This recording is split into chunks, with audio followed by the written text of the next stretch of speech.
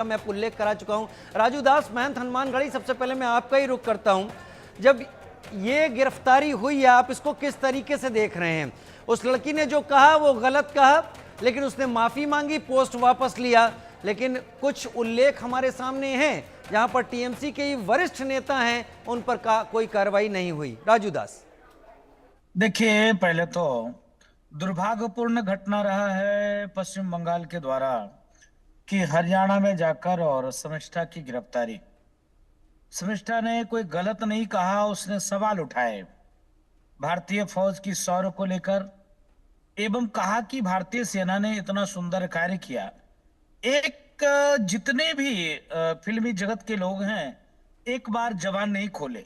मेरा कहना यह है कि पूरे देश ही नहीं, पूरे दुनिया में आतंकवादी कभी नारा हो तकदीर करके, अल्लाह अकबर करके किसी मुस्लिम धर्मगुरु का गला काटते क्या? किसी मुसलमान का गला काटते क्या? किसी मस्जिद में बम धमाके करते क्या? नहीं, सिर्फ जैन, सिख, बौद्ध, पारसी, ईसाई और हिंदू पे ही ऐसा अटैक क्यों? अगर वो धार्मिक आतंकवादी नहीं है, इस्लामिक आतंकवादी नहीं है, तो ऐसा क्यों नहीं करते? दूसरी बात, दुर्भाग्यपूर्ण सैनिक घोष का है, उस पर तो मैं टिप्पणी भी नहीं कर सकता। ऐसा अभद्र उसने ट्वीट किया और उसके खिलाफ एफआईआर भी दर्ज हुई किसी व्यक्ति के द्वारा। अभी तक उसकी गिरफ्तारी तो नहीं हो पाई, उसके ऊपर कार्रवाई तो नहीं हो पाया, लेकिन भागकर पश्चिम बंगाल पुलिस हरियाणा पहुंच जाती है। महुआ मित्रा ने कितना अभद्र टिप्पणी की मां काली पर और शिवलिंग के ऊपर, उसके ऊपर कुछ नहीं हुआ। क्या ममता बनर्जी कोई दिखाई नहीं देता, सुनाई नहीं देता? क्या उनके लिए कानून दूसरा है? महुआ के लिए, सायोनी के लिए और शर्मिष्ठा के लिए कानून दूसरा है। कितनी दुर्भाग्य की बात है। मैं तो कहता हूं हरियाणा सरकार को चूड़ी पहन लेना चाहिए कि अगर हरियाणा से गिरफ्तारी हुई है, दुर्भाग्यपूर्ण गिरफ्तारी। दुर्भाग्यपूर्ण गिरफ्तारी, ऐसा राजू दास महंत हनुमानगढ़ी कह रहे थे। लेकिन अब सोफिया जी का मैं रुख करूंगा, उसके बाद भास्कर घोष भी मेरे साथ हैं। सोफिया जी, इस पुलिस एक्टिविटी को आप किस तरीके से देखती हैं? क्या जो ऐतराज जगह जगह उठने शुरू हो गए हैं, पुराने ट्वीट अब निकलने लगे हैं, सानिया घोष का भी ट्वीट है, उसमें महुआ मोइत्रा के भी ट्वीट निकल रहे हैं, क्या इससे ये ना समझा जाए कि ट्रीट करने का तरीका उनके लिए अलग है जो टीएमसी से जुड़े हैं, और उनके लिए अलग है जो कुछ दूसरे हैं? नमस्कार, आदाब सभी को।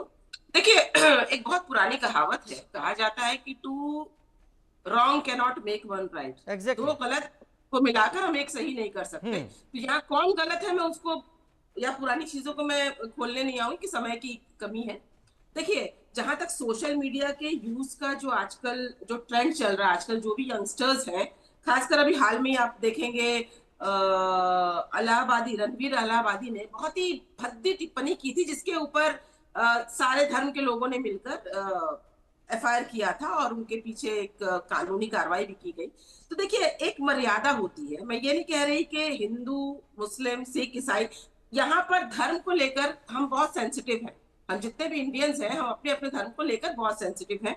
किसका धर्म क्या है, कैसे है, तो धर्म तो विश्वास होता है, अपने दिल में होता है, लेकिन किसी के धर्म को भी आघात करने का, चोट पहुंचाने का, किसी को भी वो अगर कोई मुसलमान किसी हिंदू के धर्म को अगर आघात पहुंचाता है तो वो भी गलत है, और कोई हिंदू या अन्य धर्म को मानने वाले लोग अगर मुसलमान के धर्म को किसी भी तरीके से ठेस पहुंचाते हैं तो वो भी गलत है। तो यहाँ पर देखिए, हमारा डिबेट ये नहीं होना चाहिए कि अगर वो गलत है तो ये गलत है, वो नहीं पकड़ी गई तो इसको भी नहीं होना चाहिए। मुझे लगता है हमें मिलकर इसको लेकर एक लड़ाई हमें मिलकर करनी चाहिए कि आज सोशल मीडिया प्लेटफॉर्म को हमें यूनिटी, हम खासकर अभी जो ऑपरेशन सिंदूर हो रहा है, अभी जो हम जिस आतंकवाद से जूझ रहे हैं, हमारा जो देश जूझ रहा है, ऐसे में इस तरीके के कमेंट्स, इस तरीके के सोशल मीडिया का यूज करके उल्लंघन करना और एक माहौल को और ज्यादा खराब करना, मुझे लगता है, मैं इसकी कड़ी निंदा करती हूँ। और जहां तक गिरफ्तारी की बात है, तो ये टीएमसी सरकार ने गिरफ्तारी नहीं करवाई। किसी भी गिरफ्तारी करने के लिए कोर्ट ने, मैं फिर से कह रही हूँ, ऑनरेबल कोर्ट ने ऑर्डर दिया है, तो ऑब्वियसली मास में एफआईआर हुए होंगे और मास में एफआईआर के बाद कोर्ट किसी नतीजे पर पहुंची होगी, और अगर कोर्ट नतीजे में पहुंचकर कोर्ट ने अरेस्ट वारंट दिया है, तो ऑब्वियसली ये तो हम, अगर हम उस कोर्ट इस डिसीजन को अगर हम नकारते हैं तो हम तो कोर्ट का अपमान करेंगे। तो जहां तक मुझे लगता है कि जिसको भी आपत्ति है, और अगर देखिए मैं किसी लड़की को खासकर शर्मिष्ठा जिन्होंने ये कमेंट किया है उसके बारे में मैं बोलना नहीं चाहती, लेकिन आप उनके पुराने वीडियोस भी देखिए तो बहुत ही अश्लील भाषाओं का इस्तेमाल करना, अश्लील खासकर गाली गलौज से बातें करना, ये बहुत कॉमन है उनके सारे वीडियोस में। तो आज ये ट्रेंड बन गया है, आज के जो युवा है, वो लड़की हो या लड़का, इस तरीके के वीडियोस बनाकर अपने आप को पॉपुलर भी करना चाहते हैं। तो कहीं ना कहीं उन्हें पता होगा कि अगर मैं इस तरीके की विवादित बयान दूंगी तो मैं मुझ पर केस होगा, एफआईआर होंगे, फिर मैं छूट जाऊंगी, लेकिन रातों रात मेरी पॉपुलैरिटी बढ़ जाएगी, जो शायद हो भी रहा है। तो ये मुझे लगता है कहीं ना कहीं हमारे आने वाले युवाओं के लिए समझ गया, ये सही दिशा में नहीं जा रहे हैं हमारे युवा। सोफिया जी मैं समझ गया आप यहाँ पर क्या कहना चाहती हैं, और मैं सोफिया जी आपके साथ हूं। अगर इस लड़की ने गलत किया है तो कानून उसको जिस तरीके से दायरे में ले रहा है वो एकदम सही है, लेकिन फिर मैं चाहूंगा कि सायोनी घोष का एक बार पोस्ट आप देख लीजिएगा जाके, और आप इसमें समझिएगा कि क्या पूरे एक वर्ग को सायोनी घोष ने अपनी तरफ से बेइज्जत करने का काम किया था या नहीं किया था। तो उस पर भी शायद स्टेट को आगे बढ़ना चाहिए था, क्योंकि प्रोसिक्यूशन तो स्टेट की तरफ से काम करता है। मैं जरा सा आपको सुनवाता हूं प्रेम शुक्ला बीजेपी के प्रवक्ता, उन्होंने क्या कहा, फिर भास्कर घोष से बात करता हूं। बॉलीवुड की ऑपरेशन सिंदूर पर चुप्पी पर सुश्री शर्मिष्ठा पनोली के एक वीडियो पर पश्चिम बंगाल की पुलिस आहत हो गई और उसे गिरफ्तार करके ले गई, जबकि उसने जो है उस वीडियो को डिलीट भी कर दिया था, क्षमा प्रार्थना भी कर दी थी। तो ऐसे अगर वीडियो पर एक्शन होगा तो बंगाल के तृणमूल कांग्रेस पार्टी के तमाम नेता किसी न किसी राज्य में गिरफ्तार कर लिए जाएंगे। बंगाल की ममता बनर्जी की सरकार क्या तानाशाही चला रही है? लोकतंत्र की रोज दुहाई देते हैं, लेकिन लोकतंत्र को शोकतंत्र में तब्दील करने में उन्होंने कोई कमी नहीं छोड़ी है। भास्कर इस वक्त मेरे साथ जुड़े हुए हैं, भास्कर जी मेरे साथ जुड़े हुए हैं। भास्कर जी, आपने सोफिया जी को सुन लिया, टीएमसी क्या रुख सामने रख रही है, आपने ये भी सुन लिया कि क्या एक्शन हुआ है, प्रेम शुक्ला क्या कह रहे हैं। क्या वाकई जो हुआ है वो सही हुआ है, या जो अब तक नहीं हुआ अब उसको भी इसी तराजू में तोला जाना चाहिए? मनोज जी, आज जो 31 मई 2025 आज सबसे प्रथम मैं कह रहा हूं कि अहिल्या देवी होलकर का आज 300वां जन्मतिथि है। इनके लिए मैं उनको प्रणाम करता हूं जी। और मैं ये आश्चर्यचकित हो गया, इसी देश का धरती जो अहिल्या देवी होलकर जैसा एक वीरांगना, एक नारी, एक शौर्य का प्रतीक को जन्म दिया था, उसी देश में आज हम देख रहे हैं कि सायोनी घोष, महुआ मित्रो जैसे नारी किस तरह से सनातन धर्म का अपमान कर रहे हैं।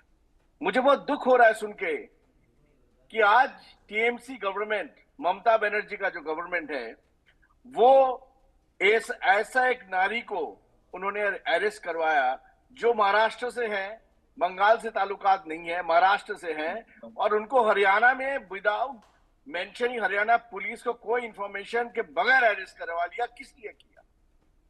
अगर इसलिए किया कि उन्होंने कोई धर्म विश्वास को आघात पहुंचाया तो मकबूल फिदा हुसैन को भी अरेस्ट होना था। जिस तरह वो हिंदू देव देवी को लेकर के उन्होंने भी अपने छवि, अपनी पेंटिंग करवाए, तो वो भी सायोनी घोष की तरह ही है।